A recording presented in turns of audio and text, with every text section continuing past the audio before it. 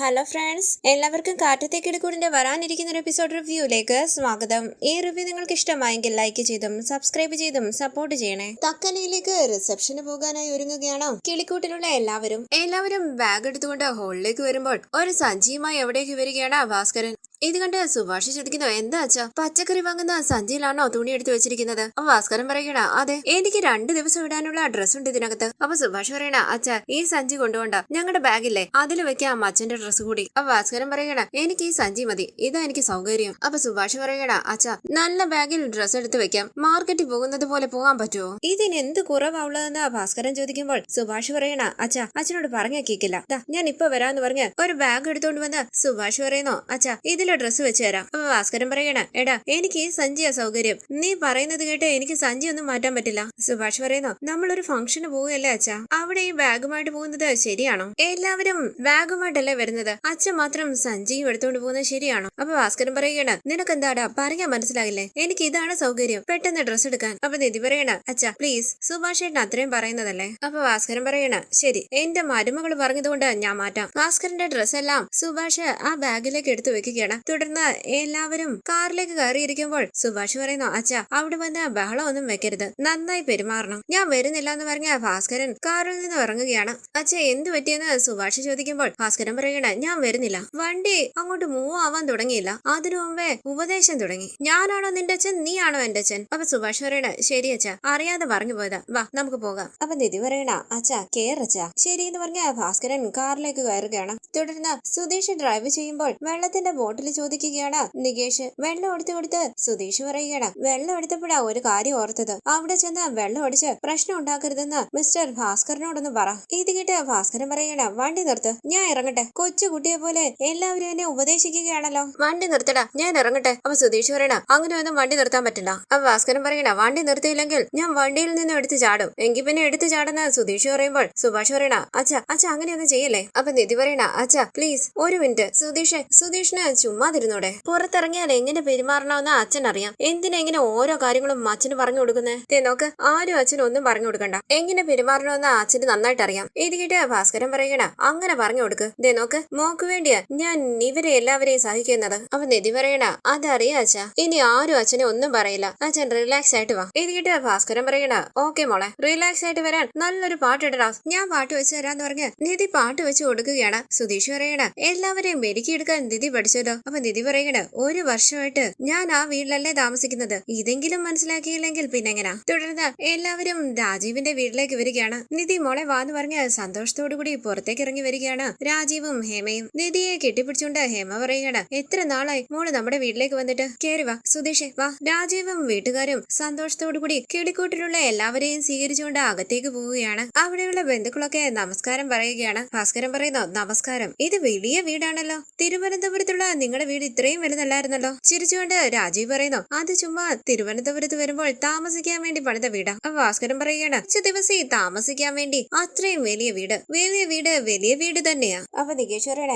ഏട്ടത്തി ആദ്യമായിട്ട് വന്നതല്ലേ, അതാ ഇങ്ങനെയൊക്കെ പറയുന്നത്. അപ്പൊ സുധീഷ് പറയണ, നികേഷ് ഈ വീട്ടിൽ ജോലിക്കാരായിട്ട് തന്നെ 5-6 പേരുണ്ട്, ബാത്റൂം 4-5 എണ്ണം ഉണ്ട്. അപ്പൊ നികേഷ് പറയണ, ഈ വീടൊക്കെ മെയിൻറ്റെയിൻ ചെയ്യുന്നത് വലിയ കഷ്ടമല്ലേ? അപ്പൊ സുധീഷ് പറയണ, അതുകൊണ്ടാ 5-6 ജോലിക്കാരെ നിർത്തിയിരിക്കുന്നത്. അപ്പൊ രാജീവ് പറയണ, സംസാരിച്ചെന്ന് പറയാൻ മറന്നുപോയി, ഇരിക്കെ എല്ലാവരും ഇരിക്കെ. ഇത് കേട്ട് എല്ലാവരും അവിടേക്ക് ഇരിക്കുമ്പോൾ, വാ സുധീഷേ വാ ഇരിക്കെന്ന് പറഞ്ഞ് സുധീഷിന്റെ കയ്യിൽ പിടിച്ചു വലിച്ച് തന്റെ അരികിലേക്ക് ഇരുത്തുകയാണ് അരുൺ. ഭാസ്കരൻ പറയുകയാണ്, എന്ത് നല്ല സോഫയാ, കൊള്ളാം. അങ്ങനെ വീണ്ടും ഇരുന്ന് നോക്കുകയാണ് ഭാസ്കരൻ. സുഭാഷ് പറയുന്നു, അച്ഛാ ഒന്ന് അടങ്ങിയിരിക്കെ. സാന്ദ്ര എല്ലാവർക്കും ജ്യൂസ് കൊണ്ട് കൊടുക്കുകയാണ്. എല്ലാവരും ജ്യൂസ് എടുക്കുമ്പോൾ രാജീവ് പറയണ, കുടിക്ക്, എന്തെങ്കിലും വേണമെങ്കിൽ പറയാൻ മടിക്കരുത്. രാജീവ് കുറച്ചങ്ങോട്ടേക്ക് മാറിയുന്ന ഫോണിൽ സംസാരിക്കുമ്പോൾ അരികിലേക്ക് വന്ന ഹേമ പറയുകയാണ്, രാജീവേട്ട എന്താ ഇത്, അയാളെന്താ കൊച്ചുകുട്ടിയാണോ, സോഫയും വീടും കാണാത്തതുപോലെയുള്ള സംസാരം, ആരുടെ കാര്യം ഈ പറയുന്നതെന്ന് രാജീവ് ചോദിക്കുമ്പോൾ ഹേമ പറയണ, ആ സുധീഷിന്റെ അച്ഛന്റെ കാര്യം പറഞ്ഞ് ആ സോഫയിലിരുന്ന് കുതിക്കുക, പോരാത്തതിന് എന്തോ വലിയ വീടെന്നൊക്കെ പറഞ്ഞ് കണ്ണു വെക്കുന്നു. അപ്പൊ രാജീവ് പറയണ, അയാള് സോഫയുടെ മുകളിൽ കയറി നിന്ന് താഴേക്ക് കുതിക്കാത്തത് തന്നെ വലിയ കാര്യം, എന്ത് ചെയ്യാനാ, മകൾക്ക് വേണ്ടി എല്ലാം സഹിച്ചല്ലേ പറ്റൂ, നീ പോയി അവർക്ക്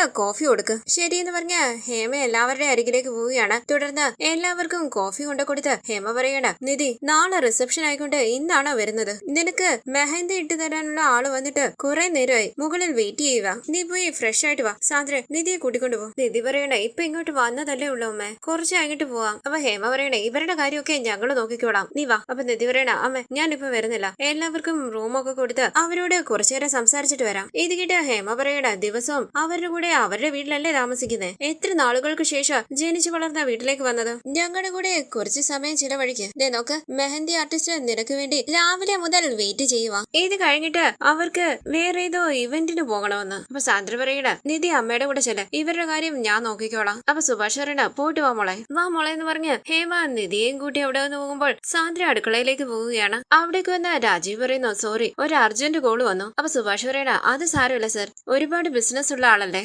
രാജീവ് ചോദിക്കുന്നു യാത്രയൊക്കെ എങ്ങനെയുണ്ടായിരുന്നു? അപ്പൊ സുഭാഷ് പറയണ നന്നായിരുന്നു സർ, ഒരു പ്രശ്നമില്ലായിരുന്നു. സുധീഷിനെ ചേർത്ത് പിടിച്ചുകൊണ്ട് അരുൺ ചോദിക്കുകയാണ് അച്ഛാ നിധിക്ക് മാത്രം മെഹന്തിയും മേക്കപ്പും ഒക്കെ മതിയോ, സുധീഷിന് വേണ്ടേ? ഇത് കേട്ട് രാജീവ് പറയണ അത് ശരിയാണല്ലോ, നമ്മൾ അതിനെ കുറിച്ച് ചിന്തിച്ചതേ ഇല്ല. ഒരു കാര്യം ചെയ്യ്, നീ സുധീഷിനെ ബ്യൂട്ടി പാർലറിലേക്ക് കൂട്ടിക്കൊണ്ടുപോ. ഇന്ന് ഫേഷ്യൽ ചെയ്താലേ നാളത്തേക്ക് സെറ്റ് ആകൂന്നാ പറയുക. നാളെ റിസപ്ഷന് സുധീഷിനും ഒരു മേക്കപ്പ് ആർട്ടിസ്റ്റിനെ അറേഞ്ച് ചെയ്യാം. ഇത് കേട്ട് സുധീഷ് പറയണ അയ്യോ വേണ്ട, അതിന്റെ ആവശ്യമൊന്നുമില്ല, എനിക്ക് നേരത്തെ തന്നെ സൗന്ദര്യം ഉള്ളതല്ലേ. അപ്പൊ നിധിക്ക് സൗന്ദര്യമില്ലെന്ന് അരുൺ ചോദിക്കുമ്പോൾ സുധീഷ് പറയണ അയ്യോ ഞാൻ അങ്ങനെ പറഞ്ഞില്ലല്ലോ, നിധി സുന്ദരിയല്ലേ, അവൾക്കും മേക്കപ്പിന്റെ ഒന്നും ആവശ്യമില്ല. അപ്പൊ സുഭാഷ് പറയണ സുധീഷ് ഇവരെല്ലാവരും പറയുന്നതല്ലേ, പോയിട്ട് വാ. ശരി പോകാം സുഭാഷ് ഇട്ടാന്ന് സുധീഷ് പറയുമ്പോൾ രാജീവ് പറയണ അരുണെ സുധീഷിനെ സൂക്ഷിച്ചു കൊണ്ടുപോണേ.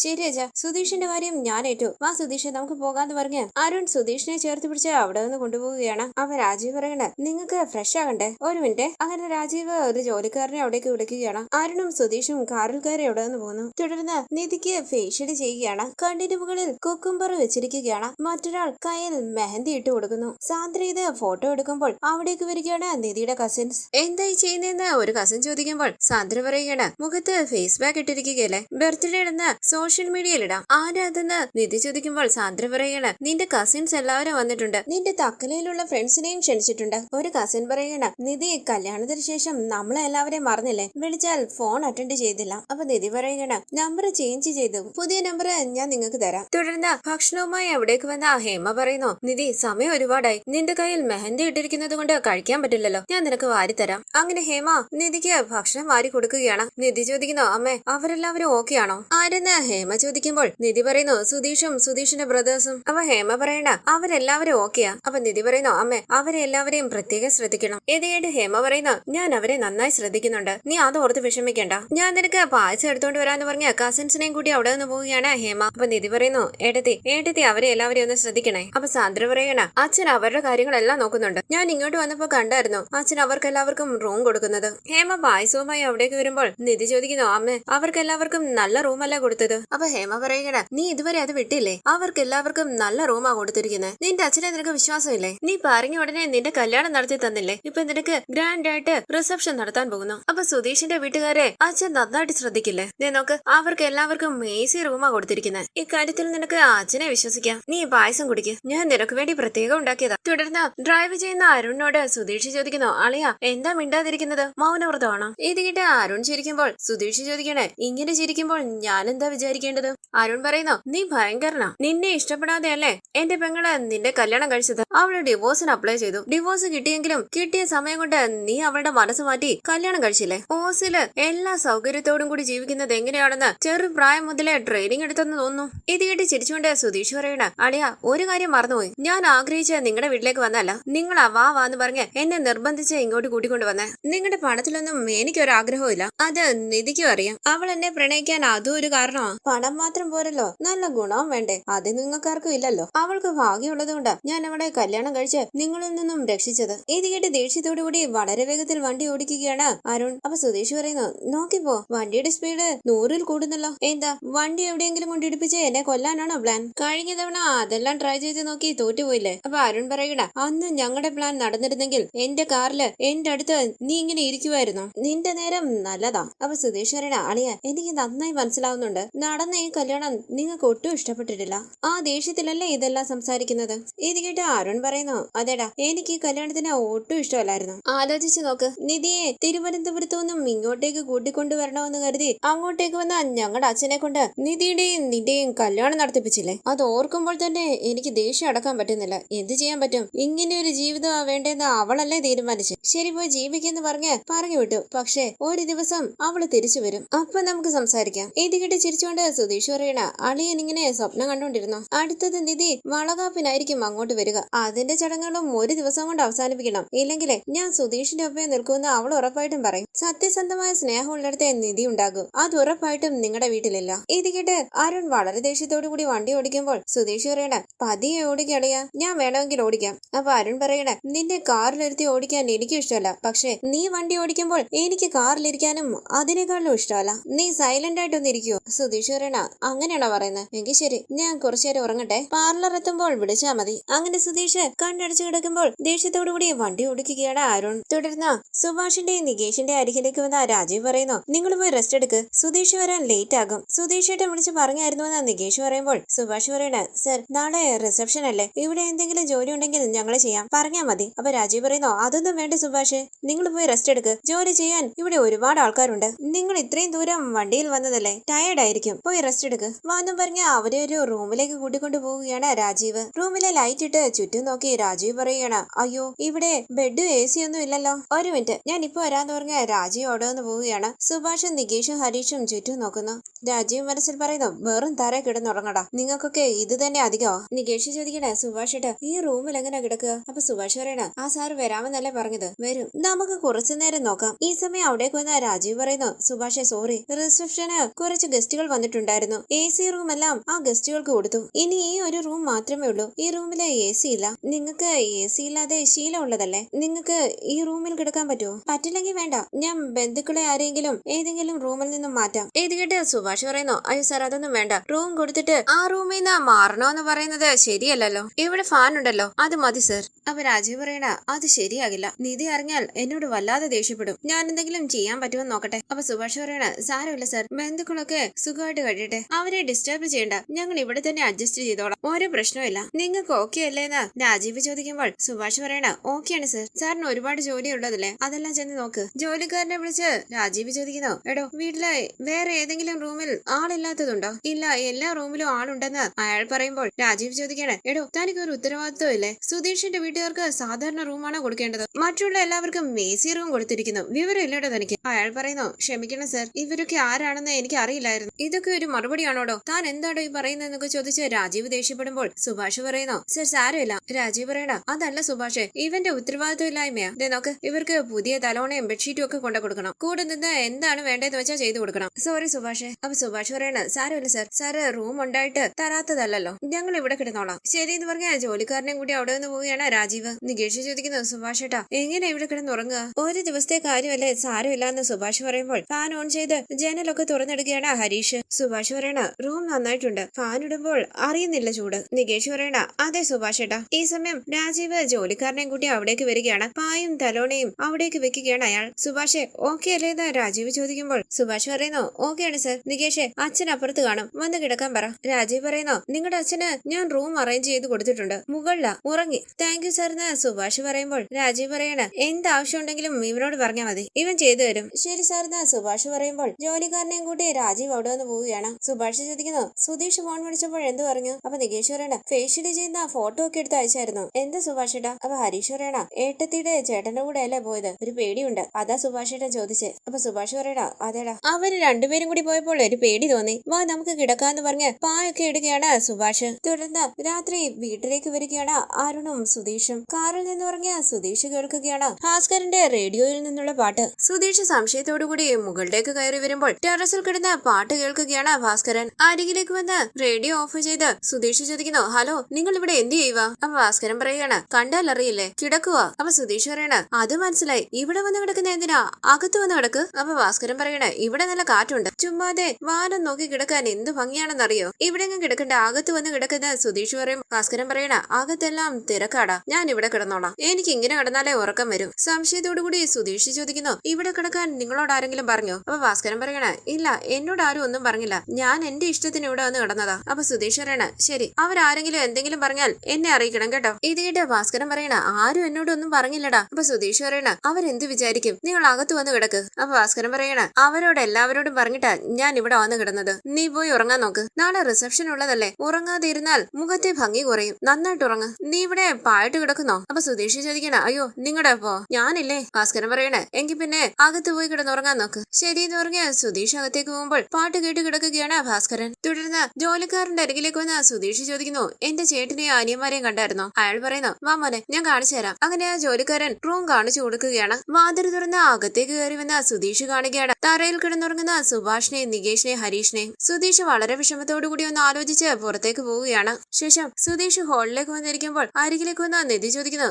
സുധീഷ് വന്നോ? ബ്യൂട്ടി പാർലറിലൊക്കെ പോയി സുന്ദരനായല്ലോ. സുധീഷ് നാണത്തോടു കൂടി പുഞ്ചിരിക്കുമ്പോൾ നിധി ചോദിക്കാണ്, സുധീഷ് നാണം വരുന്നു. അതൊക്കെ ശരി, നികേഷും ഹരീഷും സുഭാഷേട്ടനും ഒക്കെ എവിടെ? റൂം ചൂണ്ടിക്കാണിച്ചുകൊണ്ട് സുധീഷ് പറയണ അവരെല്ലാവരും ആ റൂമിൽ കിടക്കുക. നിധി ചോദിക്കുന്നു, ആ റൂമിലോ? സുധീഷ് പറയണ അതെ ആ റൂമില്. നിധി ചോദിക്കുന്നു, സുധീഷ് സീരിയസ് ആയിട്ട് പറഞ്ഞാണോ അവർ ആ റൂമിലാണോ കിടക്കുന്നത്? സുധീഷ് പറയണ അതെ നിധി, ആ റൂമിലാണ് അവര് കിടക്കുന്നത്. അവരുറങ്ങി. നിധി വാഷ്റൂം എവിടെയാ? വാ സുധീഷ് എന്ന് പറഞ്ഞ് നിധി സുധീഷിനെയും കൂട്ടി അകത്തേക്ക് പോവുകയാണ്. തുടർന്ന് രാജീവ് ഫോണിൽ സംസാരിച്ചുകൊണ്ട് നിൽക്കുമ്പോൾ അച്ഛാന്ന് വിളിച്ച് അരികിലേക്ക് വരികയാണ് നിധി. രാജീവ് ചോദിക്കുന്നു, എന്താ മോളെ നീ ഇതുവരെ ഉറങ്ങിയില്ലേ? സുധീഷ് വരാൻ വേണ്ടി വെയിറ്റ് ചെയ്യുകയാണോ? അപ്പൊ നിധി പറയണ സുധീഷ് വന്നു, വാഷ്റൂമിലേക്ക് പോയിരിക്കുക. കുറച്ച് അപ്പുറത്തായി വന്ന സുധീഷ് അവരെ ശ്രദ്ധിക്കുകയാണ്. നിധി ചോദിക്കുന്നു, അച്ഛാ സുഭാഷ് ഏട്ടനോടും അനിയന്മാരോടും ആ റൂമിലാണോ കിടക്കാൻ പറഞ്ഞത്? അതേ മോളെന്ന് രാജീവ് പറയുമ്പോൾ സുധീഷ് മറങ്ങി നിൽക്കുകയാണ്. നിധി പറയണ അമ്മ എന്നോട് പറഞ്ഞു ഏതോ AC റൂമാ കൊടുത്തേക്കുന്നതെന്ന്. എന്തിനാ അച്ഛൻ അവർക്ക് ആ മുറി കൊടുത്തത്? ആ റൂമിന് എന്താ പ്രശ്നമെന്ന് രാജീവ് ചോദിക്കുമ്പോൾ നിധി പറയണ അച്ഛാ അത് സ്റ്റോർ റൂമാണ്. രാജീവ് പറയണ മോളെ മറ്റെല്ലാ റൂമിലും ബന്ധുക്കളുണ്ട്. ഇത് കേട്ട് നിധി ചോദിക്കണ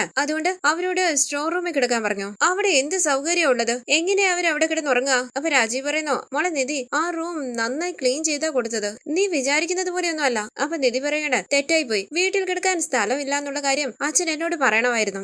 ഞാൻ അവരെ നല്ലൊരു ഹോട്ടലിൽ റൂം ബുക്ക് ചെയ്ത് താമസിപ്പിച്ചേനെ. ഞങ്ങളാണോ അച്ഛനോട് റിസപ്ഷൻ നടത്തണമെന്ന് പറഞ്ഞത്? അച്ഛനല്ലേ പറഞ്ഞത് റിസപ്ഷൻ നടത്തിയേ പറ്റൂന്ന്. ഞങ്ങൾ ഇങ്ങോട്ട് വിളിച്ചു വരുത്തിയതും അച്ഛനല്ലേ. അപ്പം ഗസ്റ്റുകൾക്ക് വേണ്ട കാര്യങ്ങളൊക്കെ ചെയ്തു കൊടുക്കേണ്ടത് അച്ഛനല്ലേ. ഇങ്ങനെയാണോ ഗസ്റ്റുകളോട് പെരുമാറുന്നത്? ഞാൻ അമ്മയോട് ചോദിച്ചായിരുന്നു. അപ്പൊ അമ്മ എന്നോട് പറഞ്ഞു അവർക്ക് AC റൂമാ കൊടുത്തേന്ന്. അച്ഛൻ അവർക്ക് വേണ്ട കാര്യങ്ങളെല്ലാം ചെയ്തു കൊടുക്കുന്നുണ്ടെന്നും പറഞ്ഞു. പക്ഷേ അച്ഛൻ അവർക്ക് കൊടുത്തത് സ്റ്റോർ റൂം. രാജീവ് പറയണ മോളെ നീ ചിന്തിക്കുന്നത് പോലെ ഒന്നുമില്ല. അവരാരെങ്കിലും നിന്റെ അടുത്ത് വന്ന് കംപ്ലൈന്റ് ചെയ്തോ? ഇല്ലല്ലോ, അവരവിടെ സമാധാനമായിട്ട് കിടന്നുറങ്ങുക. നീ എന്താ ഇങ്ങനെ ടെൻഷൻ ആകുന്നേ? നിധി ചോദിക്കുന്നു, അച്ഛനൊന്നും മനസ്സിലാകുന്നില്ലേ? എന്ത് നടക്കരുതെന്ന് ആഗ്രഹിച്ചോ അത് തന്നെയാ നടക്കുന്നത്. അച്ഛൻ എവിടെ? അപ്പൊ രാജീവ് പറയണ ടെറസിൽ കിടന്നുറങ്ങുന്നുണ്ട്. ടെറസിലോന്ന് നിധി ചോദിക്കുമ്പോൾ രാജീവ് പറയണ മോളെ ഞങ്ങൾ ആരും അയാളോട് അവിടെ പോയി കിടക്കാൻ പറഞ്ഞില്ല. അയാൾ തന്നെ ഇങ്ങോട്ട് പറഞ്ഞത് അവിടെ പോയി കിടക്കാമെന്ന്. അവിടെ കൊതുക് അടിക്കി വെച്ചാന്ന് നിധി പറയുമ്പോൾ രാജീവ് പറയണ നിധി ഞാൻ അറിയാത്തോണ്ട് ചോദിക്കുക, ഇത്രയും നാളും അവരെല്ലാവരും AC റൂമിലാണോ കിടന്നത്? അവിടെ ഇങ്ങനെയല്ലേ കിടക്കുന്നത്? ദേ ഇതൊക്കെ അവർക്ക് ശീലമുള്ള കാര്യങ്ങളാ. അത് തന്നെ മതി എന്ന് പറഞ്ഞാണ് അവരെല്ലാവരും ഉറങ്ങാൻ പോയത്. ഇപ്പൊ നീയാ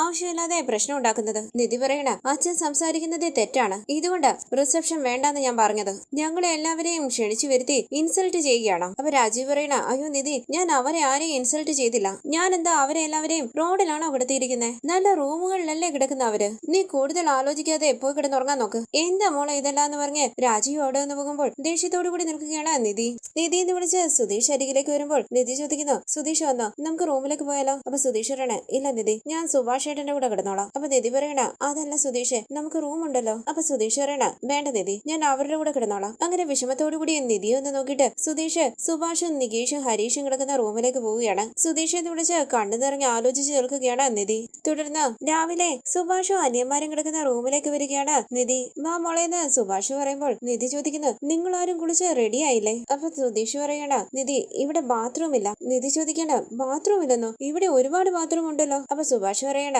ഞങ്ങളോട് പിൻവശത്തെ ബാത്റൂം യൂസ് ചെയ്യാനാ പറഞ്ഞത്. ആ ബാത്റൂം ആണെന്ന് തോന്നുന്നു ഇവിടെ ജോലി ചെയ്യുന്ന എല്ലാവരും ഉപയോഗിക്കുന്നത്. എപ്പോ ചെന്നാലും ആരെങ്കിലും ഒരാൾ അവിടെ കാണും. അതാ ഞങ്ങള് വെയിറ്റ് ചെയ്യുന്നേ. നിധി ചോദിക്കുന്നു, ആ ബാത്റൂം നിങ്ങളോട് ആരാ പറഞ്ഞത് ഉപയോഗിക്കാൻ? നിങ്ങൾ എല്ലാവരും കോഫി കുടിച്ചോ? അപ്പൊ സുഭാഷ് പറയണ അത് ഞങ്ങള് കുളിച്ചിട്ട് കുടിച്ചോളാം. നിധി പറയുന്നു നിങ്ങൾ എല്ലാവരും ഇവിടെ തന്നെ ഇരിക്കും, ഞാൻ പോയി കോഫി എടുത്തോണ്ട് വരാം. അങ്ങനെ നിധി അടുക്കളയിലേക്ക് വന്ന് കോഫി ഉണ്ടാക്കുകയാണ്. ഇത് കണ്ട് ഹേമ പറയണ നിധി നീ കോഫി കുടിച്ചായിരുന്നല്ലോ, ആർക്കു വേണ്ട ഇനിയും കോഫി? നിധി പറയണ സുഭാഷേട്ടനും സുധീഷും അവരാരും കോഫി കുടിച്ചിട്ടില്ല, അവർക്ക് വേണ്ടിയാ ഞാൻ കോഫി ഉണ്ടാക്കുന്നത്. ഹേമ ചോദിക്കുന്നു അവർക്കോ? അതിനുവേണ്ടി നീ എന്തിനാ കിച്ചണിലേക്ക് വന്നത്? ഞാൻ ആരോടെങ്കിലും പറയാം അവർക്ക് കോഫി കൊണ്ട് കൊടുക്കാൻ. അപ്പൊ നിധി പറയണ അമ്മ നന്നായി കൊടുക്കുന്നുണ്ട്, ഞാൻ അതെല്ലാം കാണുന്നുണ്ടല്ലോ. ഹേമ ചോദിക്കുന്നു എന്താ നിധി ഇങ്ങനെ പറയുന്നേ? നിധി പറയണ പിന്നെ ഞാൻ എങ്ങനെ പറയണ്ടേ, അവരെയല്ലേ നിങ്ങൾ നന്നായി ശ്രദ്ധിക്കേണ്ടത്.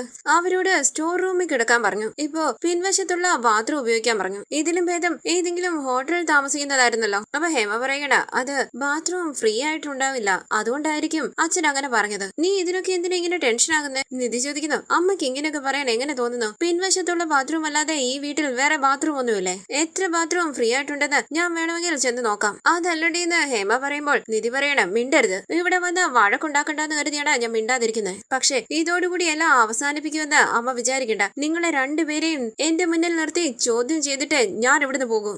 അങ്ങനെ നിധി എല്ലാവർക്കും ഉള്ള കോഫിയും എടുത്ത് അവിടെ നിന്ന് പോവുകയാണ്. തുടർന്ന് എല്ലാവർക്കും കോഫി കൊണ്ട് കൊടുക്കുകയാണ് നിധി. ആരെങ്കിലൊക്കെ ഇരുന്ന് നികേഷ് ചോദിക്കുന്നു, നികേഷ് കോഫി എങ്ങനെയുണ്ട്? നികേഷ് പറയുന്നു, നന്നായിട്ടുണ്ട് ഏട്ടത്തി. വാതിലിന്റെ അരികിലേക്ക് വന്ന ഹേമ അവരെ ശ്രദ്ധിക്കുകയാണ്. സുഭാഷ് ചോദിക്കുന്നു, മോളുണ്ടാക്കിയ കോഫിയല്ലേ? നന്നായിട്ടുണ്ട്. അപ്പൊ നിധി പറയണേ, എനിക്ക് ഈ കോഫിയെക്കാട്ടിലും ഇഷ്ടം സുഭാഷേട്ടൻ ഉണ്ടാക്കുന്ന ചായ. ആ ചായ കുടിച്ച് ഒരു ഡേ സ്റ്റാർട്ട് ചെയ്താൽ നല്ല ഹാപ്പി ആയിരിക്കും. അങ്ങനെ അവർ സന്തോഷത്തോടു കൂടി സംസാരിച്ച് ചായ കുടിക്കുമ്പോൾ ദേഷ്യത്തോടു കൂടി നിൽക്കുകയാണ് ഹേമ. തുടർന്ന് സുധീഷ് ചോദിക്കുന്നു, നിധി കോഫി കുടിച്ചില്ലേ? അപ്പൊ നിധി പറയണേ, ഞാൻ പിന്നെ കുടിച്ചോളാം സുധീഷ്. ഹരീഷ്, നികേഷ്, നിങ്ങൾ കോഫി കുടിച്ചു കഴിഞ്ഞോ? കുടിച്ചു എന്ന് അവർ പറയുമ്പോൾ നിധി പറയുകയാണ്, നിങ്ങൾ രണ്ടുപേരും എന്റെ കൂടെ വാ. എവിടെയെന്ന് നികേഷ് ചോദിക്കുമ്പോൾ നിധി പറയണ, കുളിച്ച് റെഡി ആകണ്ടേ? ബാഗ് എടുത്തോണ്ട് വാ. നികേഷ് ബാഗ് എടുക്കുമ്പോൾ നിധി പറയണ, ആ ബാഗ് ഇങ്ങ് താ നികേഷ്. ഞാൻ എടുത്തോളാം ഏട്ടത്തിന്ന് നികേഷ് പറയുമ്പോൾ ഇങ്ങി താടാ, ഞാൻ എടുത്തോണ്ട് വരാന്ന് പറഞ്ഞ് നിധിയെ ബാഗ് വാങ്ങുകയാണ്. ഹരീഷിന്റെ ബാഗ് എവിടെയെന്ന് നിധി ചോദിക്കുമ്പോൾ ഹരീഷ് പറയണ, ഞങ്ങളുടെ രണ്ടുപേരുടെയും ഡ്രസ്സ് ആ ബാഗിലാ. ശരി സുഭാഷേട്ടാ, ഞാൻ ഇവരെ ഒരു റൂമിലാക്കിയിട്ട് വരാന്ന് പറഞ്ഞ് നിധി അവരെയും കൂട്ടി അവിടെ നിന്ന് പോവുകയാണ്. തുടർന്ന് ബെഡ്റൂമിലേക്ക് വന്ന നിധി പറയുന്നു, ഇത് എന്റെ റൂമാണ്, നിങ്ങൾ കുളിച്ചിട്ട്